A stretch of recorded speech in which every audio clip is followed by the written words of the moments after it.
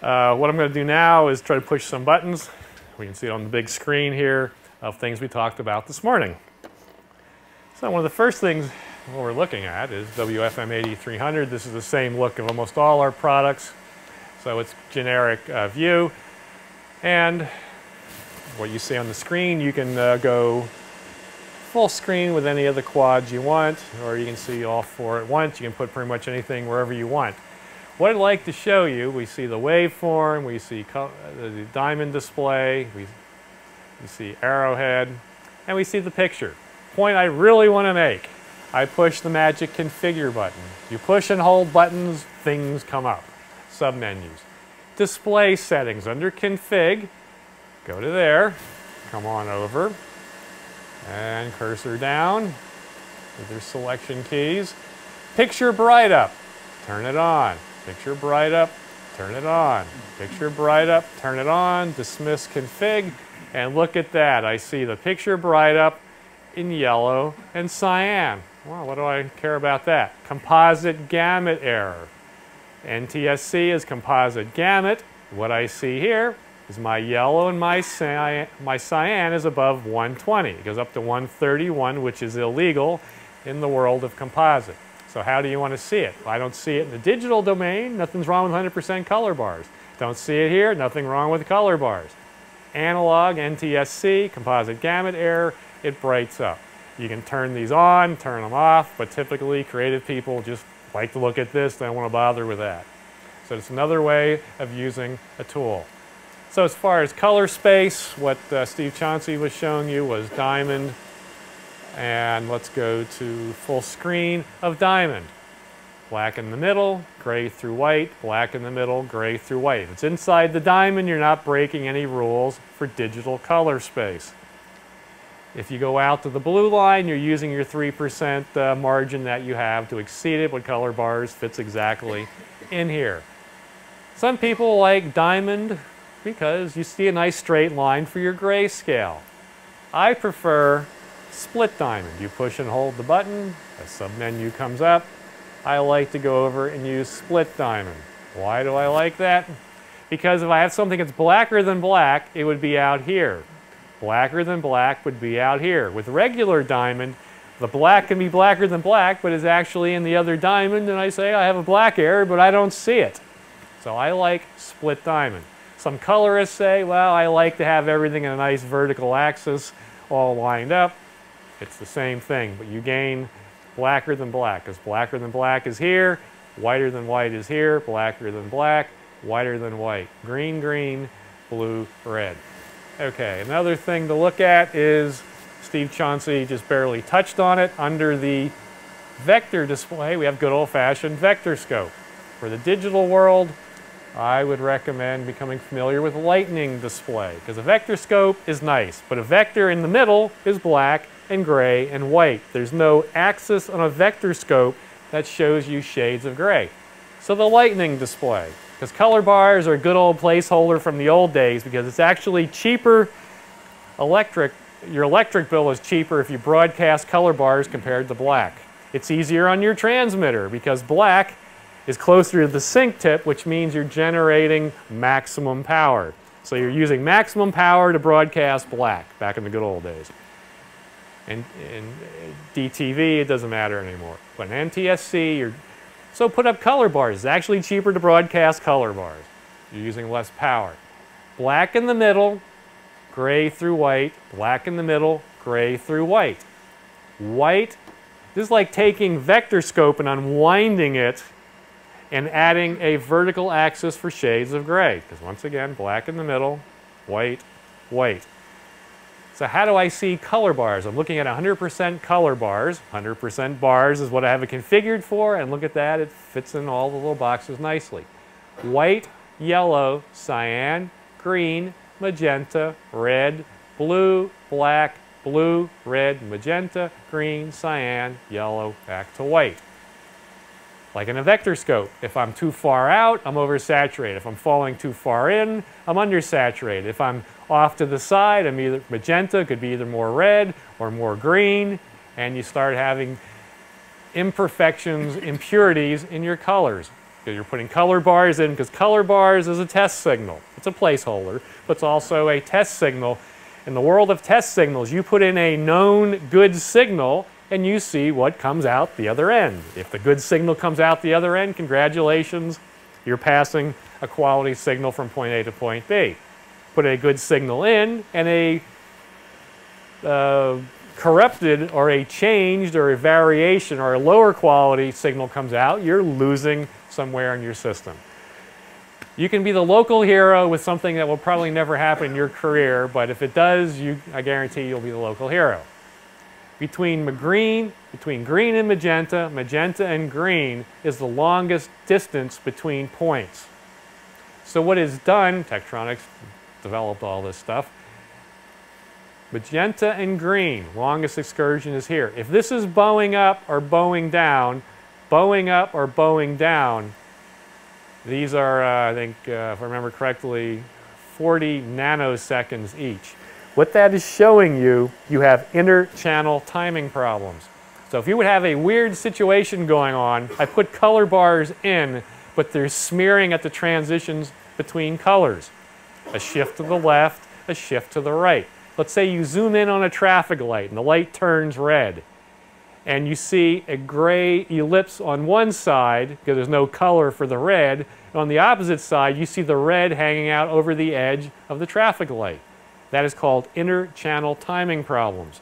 Because in a parallel domain, you want the signal leaving. It's like a horse race. The horses leave the gate at the same time. It's a short race. They get to the destination pretty much the same time in order they left. It's a short race. You start having velocity issues because of the speed of light between different cables, different cable length. You can actually have in the analog domain or some serious electronic issues that the signal time-wise is distorted. In video, luma is always the reference. Color is either late or early. Shades of gray is time 0 on a pixel. You have an edge that says this is black or this is white, that is time 0. Is the right color information on that pixel at the right time. It's either early to the left or late to the right. So if you have smearing of color bars, one of the first places I would go, put in color bars, take a look at this. If this is bowing up or down, you need to go figure out what's going on. Back in the analog domain, you have a cable length problem, you have a piece of equipment that's failing, something is seriously going wrong. I've only seen one customer have it, and they were going crazy. We looked at this and I go, I don't know what to do about it, but here's the problem, why your colors look kind of not all where they're supposed to be. So kind of a long story for an explanation of a test signal. All right, so let's look at ancillary data. Let's look at under status. We'll come back to that one. That's for later today. Ancillary. Come over. Aux data status. Talked about putting information in the hank and the vank. This is where it would go. We'll get deeper into this later, but it's kind of a high-level view of what you have for closed captioning and V-chip. Kind of some interesting stuff. We'll come deeper into that, but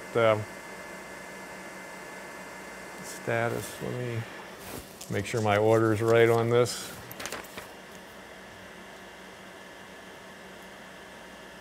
Like ancillary data for time code, if by time code coming in, I would see that down here, and I would see it would pop up here. It's not only time code coming in, but I would see it there. So it's kind of a bad example I'm giving you. But what we can look at, we talked about timing. Here's my 0 reference.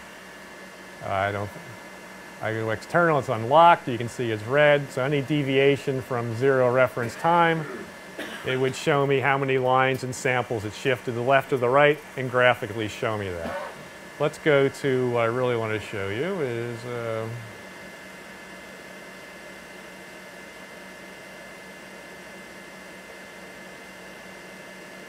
ancillary data inspector. I have this video playing. All that's really coming in, let's go to feed A, and we should have more to look at. This is that video that keeps playing over and over and over again. This is all the ancillary data that's in that stream. talk more about some of these, closed captioning, AFD, but here's my audio. And closed captioning, 608 would be there. So you can see what's happening with ancillary data. If I had time code here, I don't see any because this is actually a broadcast feed, so there's no time code here. But I would see ancillary data. You highlight what you want to care about. It comes down here, does a data dump. It shows me the SMPTE spec for it, the DID, the SDID, all the stuff we'll talk about as we move on. So, okay, we'll come back to that. Okay, so let's go back to the PowerPoints and we'll do some more button pushing a little bit later and try to get everybody, as Sylvia recommended, we should head to lunch before noon because things get crazy at noon. And we want to make sure we have a pleasant and quick experience for lunch. Ancillary data. So we'll segue into ancillary data and make sure I'm staying on time here. Ancillary data. SMPTE standards. There's standards for everything. The application notes that hopefully you take a look at some point in the future that I'm providing to you. All the application notes, you go to the back, are based on standards. We don't make this stuff up. We try to use existing standards. We're involved with standards bodies and at some level. And standards are all about SMPTE 291 is about ancillary data, the packaging and format spacing. And SMPTE recommended practice 291 is assign ancillary identification codes, the DID and the SDID. We'll show you what all that stuff means. Ancillary data space. We talked earlier about EAV and SAV. Well, here's where the ancillary data goes. SAV, start of active video. I start active video. I get to the end. I have end of active video. It is a 3 10-bit word, all ones, 3FF, all zeros. That tells the receiver, wake up. We're talking about gamut and color space. You want to stay within the legal limits because you start going too white, too black, you can start tickling up against all ones and all zeros, and that confuses the receiver. If this white was too white and it went to a dark black here, it could have all ones and all zeros as part of the transmission, and the receiver would think it's at the beginning and the end of a line. It would just be confused, and confused digital equipment likes to say, it's break time. I'm going to take a nap now, and you figure things out and wake me back up. And that's not a good thing. End of active video, all ones, all zeros, then ancillary data space, the Hank. We used to have my black bar down here with the sync pulses and the green fuzzy thing going down here for the chroma burst. It's gone. In the digital world, we don't need it. Start of active video, all ones, all zeros, says wake up, about to give you picture again. Then gets back to here, it says it's not picture anymore, it's something else, it's ancillary data. So Hank and Brother Vank. Understanding ancillary data. It's a data packet. This is the time between end of active video and start of active video we're basically talking about right now. This is the information that is inserted there. Back when we had sync and chroma burst, it's gone. We have room for this. What it is another signaling reserved secret code, but here it's all zeros followed by all ones, That says receiver, wake up, I'm about ready to give you an ancillary data packet. It's the beginning of something. In digital communications, there needs to be something that is unique, that stands out of the flood of ones and zeros that says, this is special. Pay attention, it's the beginning or the end of something. It's the beginning of the end of active video, or it's the beginning of start of active video. It's the beginning of ancillary data. But here it's all zeros, all ones. Secret code, special code. Then we have a digital identifier. If I'm dealing with audio, the digital identifier would say, wake up, here's the beginning, and I'm about ready to send you audio.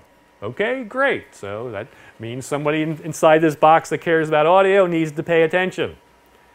The secondary data identifier would say, this is audio, and oh, by the way, it's embedded audio. It's AC3, it's Dolby E. So the receiver knows what to do. Get its attention, lock to it. Here's what I'm about to send you. It's audio. Okay, audio part of the circuit get ready. Oh, by the way, it's digital. Dolby card, get ready. Here comes your ones and zeros. It's all ones and zeros. There needs to be some signaling that says what it is. Data count, how much you're going to put in. User data up to 255 words, then a checksum. Do a compare. What is actually in there? And this checksum will become important as we talk about the physical layer. Because in analog, as your cable distance gets longer, your video quality goes down. To some point you say, we got to do something about it.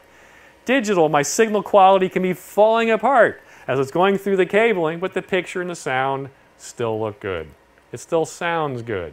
And that's the danger. You don't see things falling apart. When they are, they still look healthy and happy until it falls over dead. So ancillary data packets. I can have a data list. I can actually go in, it's very hard to see, even in the front row, it says field line sample. If I went to a smaller screen, I could see the data screen and I could see a picture. You would see a crosshair, horizontal and vertical line. I can move around the picture. Where that crosshair intersects is this hex value right here. So if you have weird things going on in your picture, you triangulate the X, get the hex value, call the manufacturer and say, why is this happening? If you're doing, no, don't raise your hand. Anyone doing forensics, legal investigation of video, one of the things they do is look at the edge of the picture. There's some kind of artifacts around the top, bottom, left, or right that might be unique to a certain camera, a certain processing system. So if you're trying to do connecting the dots to say, have we seen this video before? Yes, we have. Well, that's the same evidence. This video over here is different. Okay, are they correlated in any way, or are they totally independent? So by looking at the edges of the screen, you can start seeing signatures and fingerprints, and you get hex values. Point to make with test equipment. I get asked this question all the time. Oh, there's a problem here, Carl, what do I do? And my answer more and more is, I have no idea. But what we're going to do is we're going to call technical support. You got to isolate the problem. Basic troubleshooting. Signal's good, signal's good, signal's bad, signal's bad, signal's bad. Here it's good, there it's bad. Well, guess what? Right here is where the problem starts. Important concept. Where isn't the problem? Where is the problem? I isolate good signal coming in, bad signal going out. That's what someone in technical support of this black box needs to know. I'm giving you a valid signal, and you're giving me something that's not right coming out. What's right and what's wrong? You start going into the tools we're going to be talking about for the next few minutes here of how you drill down. I don't know how to fix it, but I want to have an intelligent conversation with someone who does. When you call technical support of a manufacturer, maybe you're a manufacturer, do you like when somebody calls up calling you awful names and saying nasty things about your product? It doesn't solve anything. It doesn't fix anything. It just makes people upset. What people want to hear on technical support is they have an enlightened, educated person calling. You might be the first one today they have. Here's what I see that's right. Here's what I see is wrong. Let's figure out what's going on here. What's happening? I'm having popping and clicking in my audio. And I isolate it to here. Here it's good, there it's bad. My audio I have pops and clicks. My closed captioning is good here, it's bad there. It's between your box. Here's what I know, here's what I don't know. Here's a screen capture before, screen capture after. What else do you need me to do? Well, go into this submenu and change that. Tell me if this data value changes. It changed. Does the problem go away? Yes or no? It went away. Congratulations, we fixed it. I mean, you need to be able to talk to the people in technical support who live and breathe this stuff every day of their lives. The person who falls asleep at night thinking about the stuff that you're trying to troubleshoot. That's the only way you're ever going to fix it. It's not you go in, and shake a vacuum tube and tap it on the side. I mean, those days are pretty much gone. You need to have tools that allow you to have an intelligent conversation. And there it is. You go down and look at your 3FF, your zeros, whatever data slice you want to look at. Ancillary data inspector. I touched on it right before we got back to PowerPoints. You highlight whatever it is in the stream you want to know more about. It gives you all the stats on it, the SMPTE spec, data counts, checksums, what line it's on, the DID, the SDID to see if it all makes sense. Then it gives you a hex dump of what's actually there. This is what technical support people want to know. Okay, what's it say? What doesn't it say? What if we change this? Does it fix anything? There are different views of looking at ancillary data. I can have this configured. It tells me what I have right now. And every half hour, maybe that list changes because it's different content. That's nice, but I don't know if something is missing. If it just tells me what I have right now, but maybe that's the view you care about. What I recommend is creating a watch list. You go into the configuration, which we have plenty of configuration menus, and it takes you through a series of screens. Are you worried about North American standards, European standards, Scandinavian standards, Asian various standards, and you check, check, check, check, check. If it's ancillary data somebody's sending you from Europe and you need it in the US, so you better check the boxes for that European, Scandinavian, whatever standard it is. If it's there, it'll say present and OK. If you have it checked and it's not there, it will say missing, which is usually where the finger pointing is heading, because I'm sending you this, I'm not seeing it.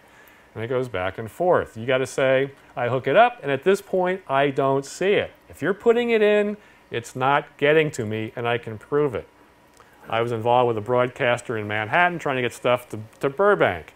They said, we're putting it in, Burbank doesn't see it, and we don't know what's going on. We know we're sending it. Well, where does it go through between here and California?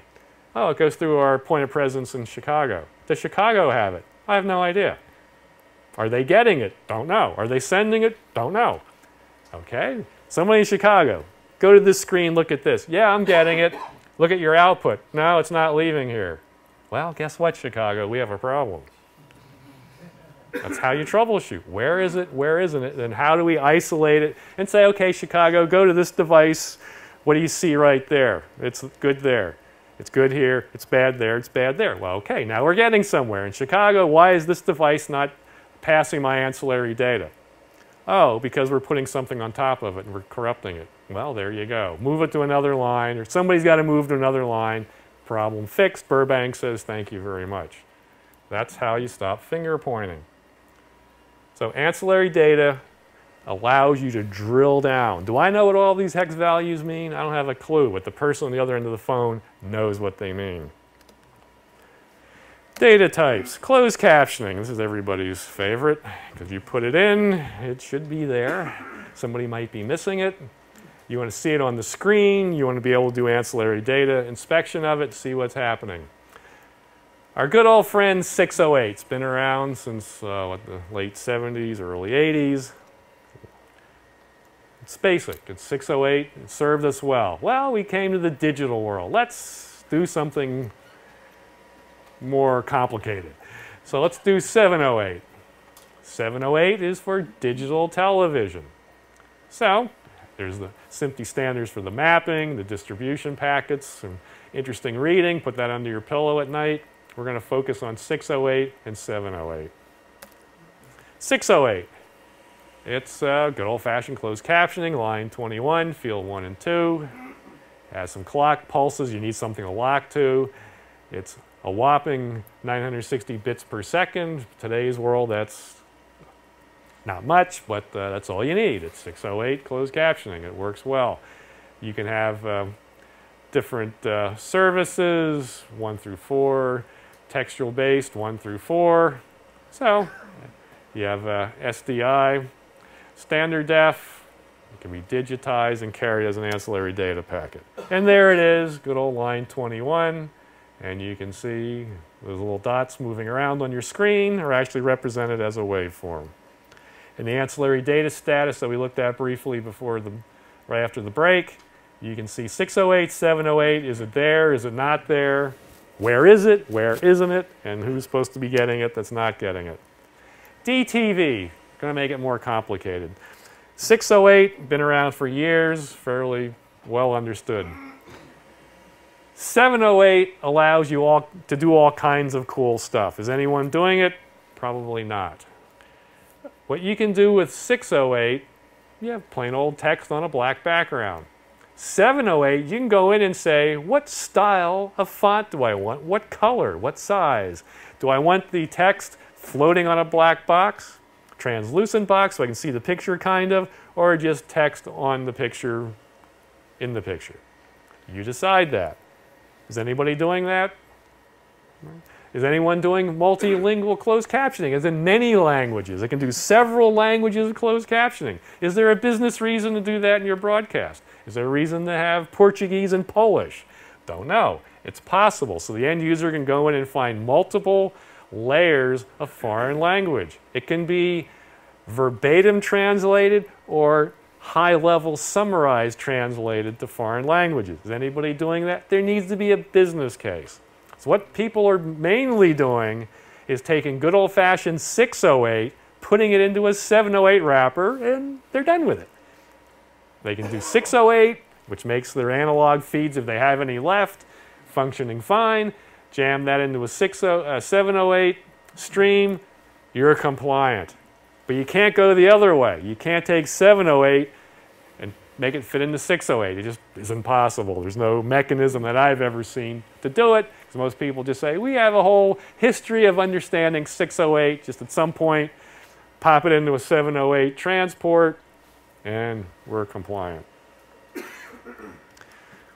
Decoding, as I said on the folder that hopefully you get a copy of today or download it.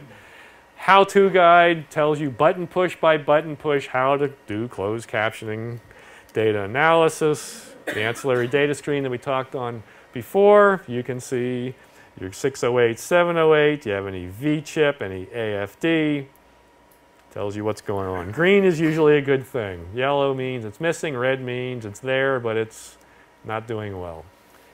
Simultaneous closed caption. If I'm doing 608 and 708, because you never know what somebody's looking at on an analog set, they would need 608. How is it being viewed or displayed by the end user? 708 looks like this, 608 looks like that. You can see them simultaneously. So you have a comparison going on, you can see if it's making any sense. So that way you know what viewers at home are actually seeing. Problems, plenty of them. And we have, you could have a, not more than one caption being inserted. That's a favorite. People are actually putting it in the same exact location, and it confuses the system. It only looks for one. If there's two, it doesn't know what to do. You start getting Klingon or whatever this is, and that's not what viewers at home want to be watching. So the high-level screen is the auxiliary data status. It shows you, are things green and good, or are they missing, or they're corrupted. More closed captioning troubleshooting in the how-to folder that I have given you. It actually steps you through all this. You see the presence, show the number of services, ancillary data inspector. You can go in and see all the packets we talked about, V-chip rating if that's something you're concerned with. Ancillary data inspection for closed captioning. You highlight the 608, 708. Right here we're looking at 708. What it does, I know it's hard to see, I apologize, it tells you the DID, the SDID, to see if you're using the right signaling information. If that's not right, it probably is not going to work. Expected and checksum. What I'm actually putting in and what's expected from, well, the checksum is what I'm calculating locally, and expected is what should be sent from the destination. You do a comparison. If those two values equal, your data is not being corrupted. But if there's any conflict there, this is highlighted in red, so you know what's being sent is not being received, which means you probably have corrupted closed captioning. But that same functionality, whether it's embedded audio, closed captioning, AFD, or proprietary ancillary data you're putting in, green is a good thing. Red means what you're sending is not being received. We're going to talk about physical layer problems. Let's assume it's not an electronic configuration issue. It could be a cabling problem causing that. You have long cable runs. You don't see it in the picture until something falls apart behind the scenes. You have corrupted data packets because the signal is weak or corrupted actually going through your cabling. So you need visibility to figure out what layer is causing what problem. SMPTE spec. You have the SMPTE spec for 708, closed captioning, whatever. You come here. What do these values mean? Well, the SMPTE spec defines that. So you step through this. You're calling a manufacturer saying, I have corrupted 708. What's going on? Well, tell me what the start header says. Well, it says 2F1. Well, it's supposed to say 2FF. Go into this submenu of your closed captioning inserter and change this and tell me if that goes to 2FF. I want to 2FF. Tell me if your problem is fixed. It's fixed. Thank you very much. You really don't need to know what that, I mean, it's nice to know if you know it, but what you need to be able to do is communicate with the people who intimately understand this stuff. You can do a screen capture of this. What's the fastest thing to do? Go up to our device with your cell phone camera, take a picture, email it, and say, here's what I'm seeing right now. Okay, change this, that, or whatever. Go to a different part of your network, do the same screen capture, email that to me. Then they send that to their development engineers saying, you know, why is the CBC or whoever seeing this problem? I don't know. We'll get this other guy to look at it. But that's how you get people to help you fix your problem. You have to help these people. I mean, if it's something they see every day, they'll say, oh, just go in and change that, or what firmware are you running? Oh, upgrade the firmware. That's easy. But the real hard problems, you have got to help them fix your problem. The only way they're going to do it. It's too complicated without your help. So as far as the spec for your reference, you can see all the identifiers, what they are here, as far as the attributes of the closed captioning. So that way you can sound more intelligent when you call technical support. Okay, so now we need to get this in a transport stream. We need to compress it. It needs to go to the outside world. Closed captioning's got to survive this. Ancillary data has a tough journey. It just takes one device in the chain to say, I don't know what to do with this, or I don't care, and I'll put something over top of it. And then you have a problem. So now we've got it through the uncompressed. Now we've got to get it to the compressed domain, which is actually being distributed, delivered around the planet. Header view. We can go into one of our tools. It gives you a header view. Here's an interesting problem. That, make sure I got the right slide here. Only caption data info. Closed captioning should usually be the first data packet you put in. So you have to work with your configuration people to make sure this is happening. What I'm working up to, most decoders in people's homes, cable systems, whatever, are meant to be cheap. That's the business case. Cheap is good. Well, that means they might not be that smart at times. Some decoders out there, what I'm working up to, if it's the first data packet is not closed captioning, it never finds it. It doesn't look through this packet. Are you closed captioning? Are you closed captioning? Are you closed captioning? It says, first packet I see, not closed captioning. No closed captioning. End of search. There's a few out there that do this that are driving people crazy. Why that happens? Because typically, because of all the configuration and interoperability issues of making closed captions survive your facility, you put closed captioning in near the end. So that way it's going through less of your devices that might be corrupting it. If you put it in at the end, it might not be the first data packet a decoder sees. So you see where I'm going with this. If decoders were smarter, they'd say, oh, I can find it, just give me time. Now it says, you're not closed captioning, it's not here, I'm done. They don't try that hard. They're not designed to try that hard.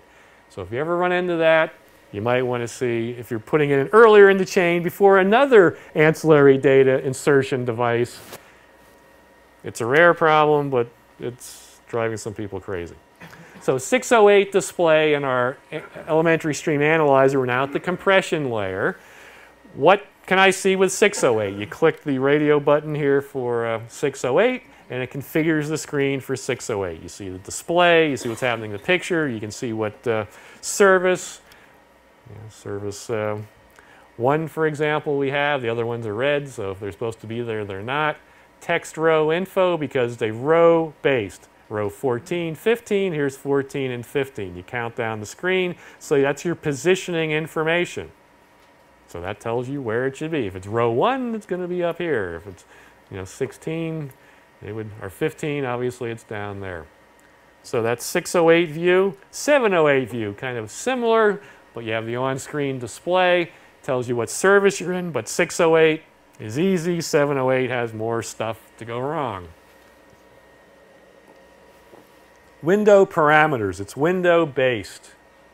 I still have my rows, but it's rows within a window. So you have various windows in your system here where things pop up. Well, it gets more complicated. There's actually signaling information or signaling the attributes of visible. The closed captioning is visible. That's great. Sometimes everything's being done right, but the visible says no. Because sometimes people get fancy. They want the closed captioning to pop up at a specific moment in time for some kind of an impact. Well, if you never turn it on, you're never going to see it. So people start getting fancy with visibility, and sometimes it just doesn't work. So by drilling down, you can start seeing stuff. There's grunting. They're moving something heavy. Row 15 is grunting. Okay, at 608 and 708, you click back and forth. You can see what's happening in both. There it is, 708 version. Visible, no. Well, I don't see any closed captioning because the visible flag is set to no, which means it's never going to display. I mean, as crazy as it is, some people have those issues. We never see our closed captioning. We'll go in and make it visible. Oh, okay. But you need tools that allow you to see that. You can get fancy about like pop-up bubbles over the person actually speaking. Some people get fancy with that, and it looks cool when it does. You can see there's row 14, there's 15, so there are time, extra spaces in here, so you shift things to the right. For your 608, 708, you can really get fancy with your windows and your visibility, so you can synchronize who says what when, and it pops back and forth like they're having a conversation. All this stuff is great if people are on top of it, take the time to do it right, but like anything else, you get too fancy, you're creating new problems for yourself. But is there a business reason or an artistic impact to do it? Should be here. I have my sequence wrong. And what it's saying?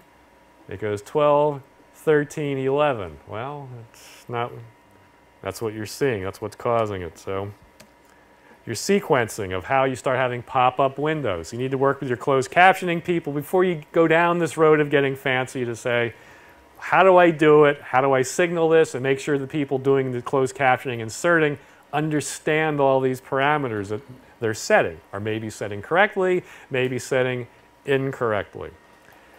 Closed captioning data within a stream can be a variety of functions in here. You can have embedded audio. Point is, AFD is another flavor. Anybody doing AFD? Yeah, oh, good. The numbers are shrinking, but there's still people doing it. AFD, active format description. How will the content look on a 4:3 or 16:9 screen? The creators of the content get to decide that. And for cable companies, for head ends, this tells the signaling, is it letterbox, pillar box, how is it represented in the system? Because some people are still looking at a 4:3 screen. Not everybody is 16:9. There's a SMPTE spec for 2016, which gets into the AFD. And once again, that shouldn't be any big surprise. It's an ancillary data packet. So it has 0, all zeros, 10-bit, all ones, for 3FF hex, your DID, SDID, your data count, your checksum, your payload. It's all there. It's an ancillary data pack, whether it's with different DID and SDID. It could be audio. It could be closed captioning. It's all ancillary data packets. Before the DTV transmission, people were doing SD and HD total separate broadcasts. Well, now it's one transmission. So we have different ways you can look on 4:3, 16:9. Your cable provider puts the information in the correct format for the channel delivery. Things go wrong with AFD. Well, what could go wrong? Well, I have 2 AFDs in the stream. That would become very annoying quickly. But it could happen. Okay, center cut on a 16:9 material. I have my friend over there on the right. It's her big night on television, her acting debut, and I watched on my 4:3 set, and I said, I heard your voice, but I never saw you the entire show. Isn't that a shame? So a way of around that, the producer says, well, on a 4:3 screen, it's 16:9 letterboxed. That way you don't miss anything. Where my father with his home theater would say, I don't like that. I don't like that bar at the top and the bottom. I want my whole picture filled up. I paid for 65 inches. I want 65 inches of video. And then he zooms around and eventually gets a little postage stamp in the middle of his screen. My mom says, why does it keep doing that? So sometimes you end up with that, or worse. As far as it's a 4-bit system, so there's a possible 16 different variabilities as far as AFD. You can see the ones that are actually being used. So if you're doing AFD signaling, you just look at your 4-bit structure and say, does that meet the spec? Am I actually putting them I'm supposed to? How do I visualize AFD?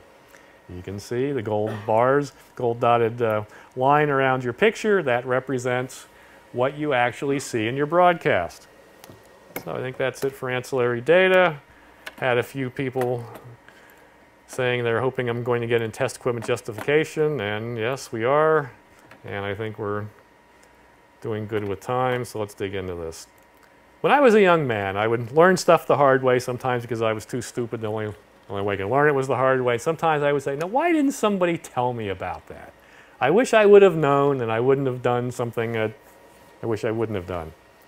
So now that I'm an old guy, it's like I want to say, here's something I wish somebody would have told me. How to get test equipment justified. I didn't know. I learned the hard way. Still have the mental and physical scars to prove it. I learned the hard way. As a development engineer at IBM, I was brought into a digital video lab. Engineering management said, it just works. You don't need test equipment. Why do they need me? In analog labs, I had equipment all over the place for testing. Digital management says, you don't need it. You're not gold plating this project, Karl Kuhn. Out. And I learned the hard way. You can't just walk in there saying, oh, I need $150,000 for this part of the project. I need $200,000 for that part of the project. And management just says, yes, okay.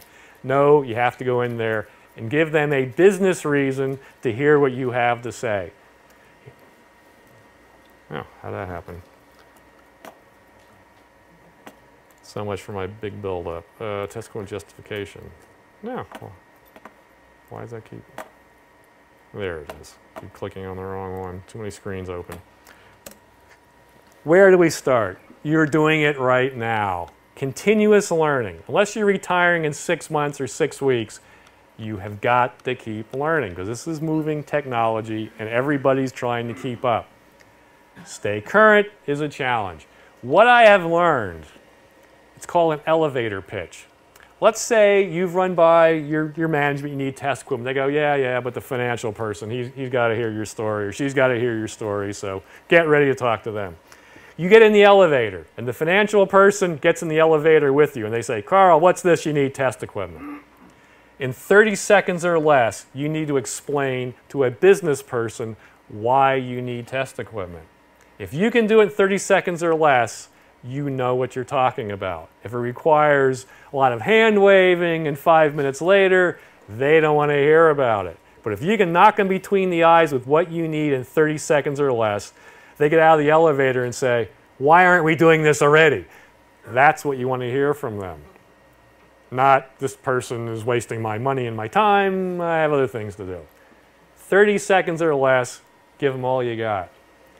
Get management buy-in. If management doesn't say, yeah, I think you need that stuff, it's never going to happen. I mean, when I first started at the IBM, the Digital Video Lab, I felt like a mechanic without a toolbox.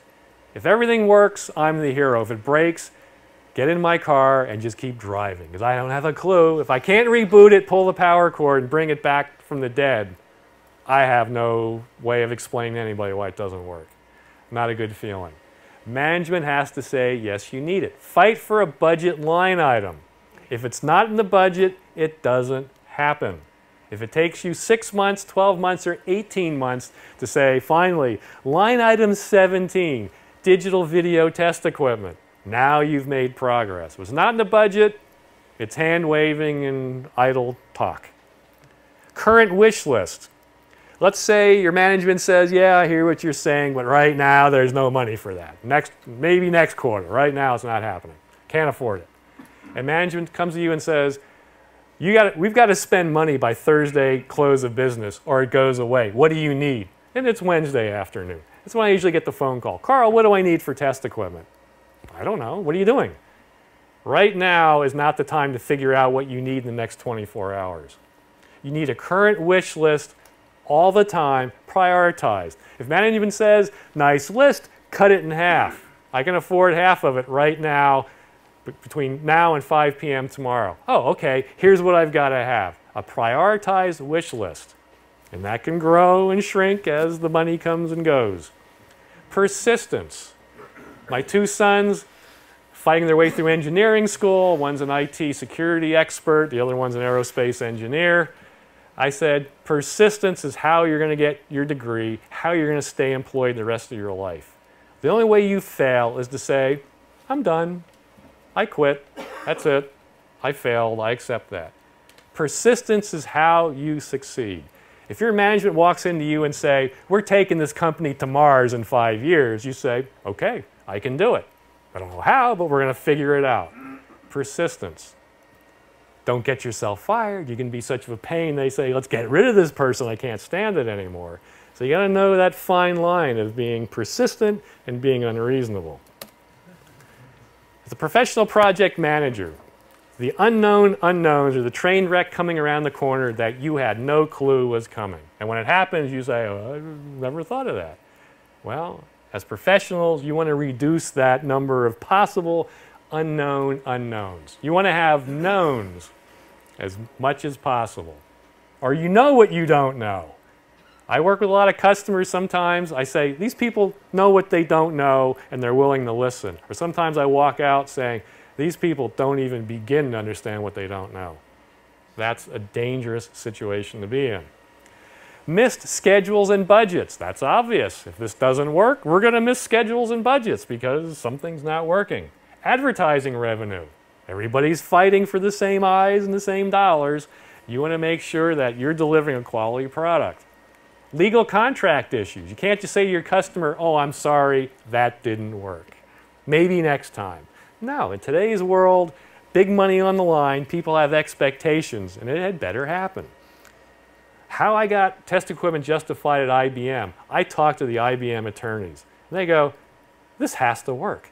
There's no maybe about this project. We can't tell Bell Atlantic, sorry, your $20 million deployment is not working. It's got to work. They have business plans based on certain dates of deliveries of phases. It has to work. So for once in my life, you can say the attorneys are on your side because it has to work. Life and death. Well, I don't know the video you're doing, but I work with people that there's people risking their lives to get the video that you see. There's people making life and death decisions with the video they're seeing. And if the video doesn't work or goes away, some people have some serious problems. And if that's you, there's no, well, I'm sorry out there, it didn't work. Truck roll. I work with customers that say to send a truck out of this parking lot to a customer's house, $100. Some people say, I wish. It's $500. Because you send a truck out of here, you have a lot of liability. You have a truck, you have a person, and you're going down the street. You're going into somebody's home. Where does that cost end? If something goes wrong with the truck or in somebody's home, the cost goes up because today's world, it's risky financially. You want to come up with a business case that reduces truck roll. We have all these complaints about this. Instead of sending somebody to the house, we can fix that problem, prevent it, or help somebody fix it faster without going into somebody's home. Churn. You lose a customer today, you've got to get another customer back or your business is shrinking. It's harder to get a new customer than it is to keep an existing customer. Customer service issues. There's always a 20-minute queue and customer service call line. And everybody's angry when they get their turn. Is that a good business model? Probably not. That has a cost. Unknown good and bad parts sitting on a shelf. I'm sure you've never done this, but maybe you've seen or heard somebody that does that. Things aren't working. You start changing parts. Go to a rack. Let's try that. Didn't fix it. Try this. Didn't fix it. Let's try this. It fixed it. What was the problem? I have no idea. But the problem is fixed. I did my job. I'm the hero. What's wrong? Nobody knows. I changed 3 boxes. Now it works. And everybody's afraid you put the equipment on a shelf somewhere and you're afraid to give it eye contact because it's like, I don't want to look at that. I don't want to touch it. Well, let's put it back in and figure out what the problem is. No, no, no. You do that when I'm on vacation. I'm out of here. So it sits on the shelf collecting dust. You have capital goods collecting dust. Not a good business case. Somebody says, let's send it out for service. If it's out of warranty, it's going to cost you $1,000, $2,000, $3,000 to send it out for somebody to look at it. And the problem comes back, no problem found. Talk about a waste of time. You want to find out what the problem is and not just, well, we'll send it out. Hopefully somebody can fix it. The real cost when something goes wrong. If this doesn't work, if you find a problem, if you're designing silicon, you want to find a problem when still in the silicon development phase, not after you made 1 million of those devices and they're flooding back on customer service warranty issues. A big difference in cost. Speaking to management. Management might not be technical. What a shocker that is. In the flattening of today's business structure, the person above you is probably less technical than the person under you. But the person above you controls the money, which is what business is all about. A spreadsheet is what it's all about. Whether you're making razor blades, grass seeds, video equipment, tires, it's about a spreadsheet. Money comes in, more money comes out the other end. That's as simple as business gets. Speak in those terms. Cost savings, saving money is what they want to hear about. Make their pain go away. Sit in a staff meeting. When your manager's taking a beating, what's the topic? Do I have a solution to make that go away? They're people too, believe it or not. Management, they're people. They go home and have problems like everybody else. And if you can make their pain go away, you have their attention. The cost of not testing. You need to present it. By not doing this, here is the cost. Another thing is, what you never see in a budget. We're going to budget, $75,000 next year because we have no clue what we're doing. You're never going to see that in the budget. Well, you want to see, we know what we're doing, we need test equipment. When you want to have an easy to understand justification. Non-technical financial management doesn't want to hear about ancillary data, all ones, all zeros, diamonds and arrowheads. They want to hear, we have a business to run here. What do you have to tell me that helps get this place running better? That's all they want to hear. Easy to understand justification. An elevator pitch in writing. We need this stuff for these reasons. Boom, boom, boom, boom, boom. And see what happens. When test equipment saves a day, share the news in your progress report, your daily meeting, whatever. Oh, we had this and we fixed this problem. That's great. Once you have test equipment, use it. I go to facilities, I walk in, oh, there's nice boxes sitting over there with Tektronix all over them. Never opened. That's not a good thing. They spent money on equipment they didn't use. Well, we never got around to opening the box. That's code word if we didn't want to feel stupid, so we left them in the box. Ask for training. Go to the web links I'm giving you. It tells you how to use this stuff. Look at the application notes. Make sure management sees you using test equipment. The mistake I made, one of the IBM labs I was responsible for, was the rule was when you're finished with it, it goes back to where it belongs. Management would come through saying, nobody's using test equipment. It's always just sitting in the same place. And I said, just move it around. That's over here, it's over there, it has wires hanging off of it. Great, management wants to see that. That's the way it is. They don't know what it does, but it's moving around, so that's a good thing. You read the manual. It's amazing. You have test equipment now, you read the manual, it's like, I didn't realize it did all that. There's features in here we've never looked at. Wow, look at that. Impress your management. I read the manual. In your monthly, daily, hourly, whatever it is, spread the good news. What you need to test. As engineers, you can't say, we're going to test this, but this stuff over here we'll kind of gloss over and hope nothing ever happens. Not a good thing. Not good engineering practice. Your analog you're looking at, your digital, compressed content, file-based content, RF GIGI transport for distribution, human vision reference-based evaluation, objective repeatable, we'll talk about that later, unreferenced for single-ended, for distribution type, quality of experience. Always have a wish list ready. Phases of testing, every phase you need to test. a component. If a manufacturer walks in or a distributor walks in and says, don't buy that over there, you want to buy this over here. It does just as good, half the price. Test it. Put a signal in, see what comes out, and say, you're right, it is as good. No, it's not as good. You're not getting what you're paying for. Before you buy, test. When you buy, test. When you receive it, test. Component, unit, system, installation, acceptance testing. Before you accept it, I'm going to test it to see if I like what it is. But make sure you have that in the spec. You can't all of a sudden say, I don't accept it for these reasons. They go, oh, that's out of the scope of this project. Sorry. That's where it starts getting interesting. Operational, compliance, troubleshooting, pre-purchase, all those. About lunchtime, Sylvia. I'm about out of slides, so perfect timing. Personalize this. We're all people with feelings. Build self-confidence. It's nice to walk into a meeting saying, here's what we need to do. Here's what I found. Here's what I need to find. Here's what I'm working on with the manufacturer to figure out why I have these differences in my signal quality. Increase your worth in an organization. Since the world is driven by spreadsheets, management says, we got to cut 25%. It's not going to be, we're going to use this rental car company compared to that rental car company. It's going to be 25% of the people won't be here tomorrow. So you want to make sure you're the people they can't live without, not the person they say, first chance I get, they're out of here.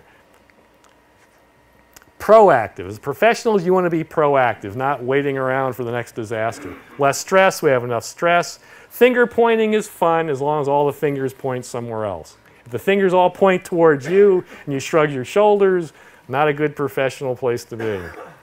Less time wasted. Who has time to waste? Stay employed. Enhance your resume. If you understand test equipment, put it in your resume. Person looking at it says, wow, this person has a clue. That puts them higher on my list. In today's world, you want to be high on everybody's list. Lunchtime.